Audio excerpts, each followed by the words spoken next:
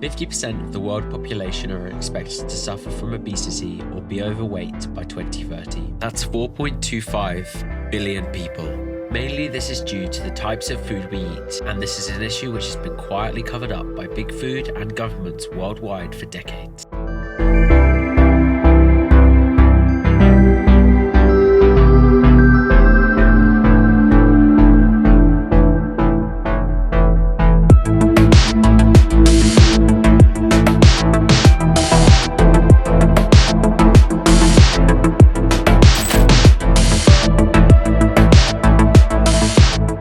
Since the 1950s, food has been getting steadily cheaper. The need for post-war food security has led to a huge increase in mass production, forcing down the price and nutritional quality of some foods. In the 1950s, the average household spend on food was 30%. This was down to eating mainly fresh ingredients grown in small scale and brought locally from small independent shops, which were then made into balanced meals. Now in 2024, it's just 12%. This is because food has been devalued with cheaper ingredients and people have less time, so are buying more ready-made foods. In contrast, unprocessed foods have become proportionally more expensive due to their lower demand and their subsequent premium status.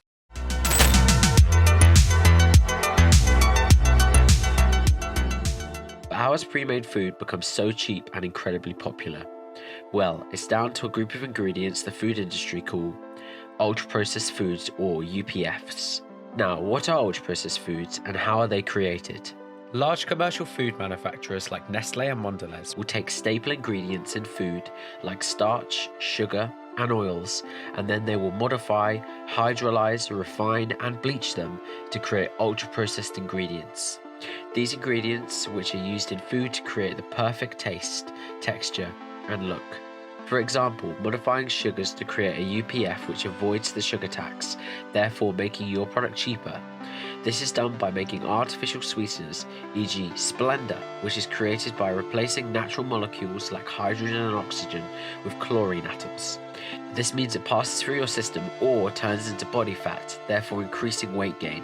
Another example is modifying the chemical makeup of starch to make your cereal bar, for example, last 2 months on a shelf compared to 2 days. Chemicals like sodium are often added to limit the production of mold as well as moisture in the food.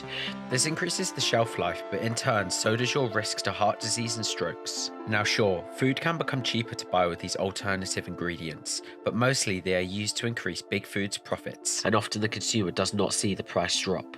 So yes, these ingredient changes have benefited the consumer by driving down price and have massively increased big food's profit, but what has the effect been on our health?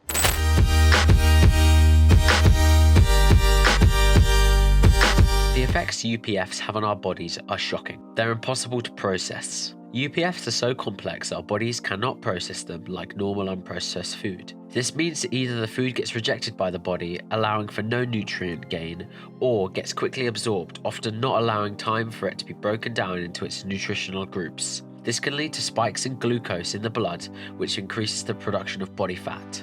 They are addictive. UPFs are engineered by big foods to provide the perfect level of sweetness, saltiness, and texture. This manufactured perfection, or so-called bliss point, keeps the consumers eating. The bliss point is similar to the effects of many other addictive substances. The brain creates addictive pathways relating to smell, taste, and sight.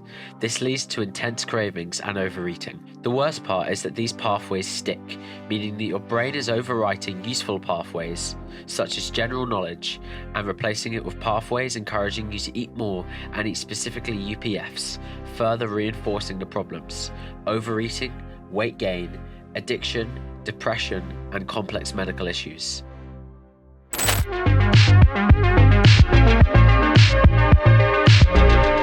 UPFs are marketed as quick, convenient, and most shockingly healthy. They boast about having 1 of our 5 a day and being a healthy meal. This is intentionally misleading consumers. Little do they know that these meals are filled with ultra-processed ingredients which cause addictive pathways which the body cannot digest properly, making them not nutritious or healthy in any way. The packaging is often brightly coloured, boasting how quickly they are to prepare.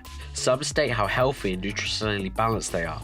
Yet in reality they contain ingredients linked to cancer, weight gain, high blood pressure, addiction, and who knows what else, as research into UPFs is recent and not widespread.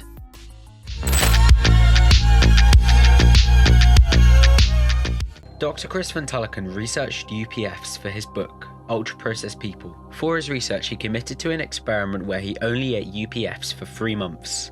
On the first day of the experiment, he noticed the addictive and startling effects on his daughter. As I watched Lyra finish her first bowl of Cocoa Pops and clumsily pour herself another, I started to wonder when she would stop. Lyra and I were drawn to our next mouthfuls like smokers to the next drag. The recommended serving size for an adult is 30 grams. Lyra had consumed more than 30 grams while I was looking up nutritional tables. In total, Chris observed that his daughter had ate 3 bowls of Cocoa Pops. This shows the addictive nature of UPFs and their ingredients, even in young children.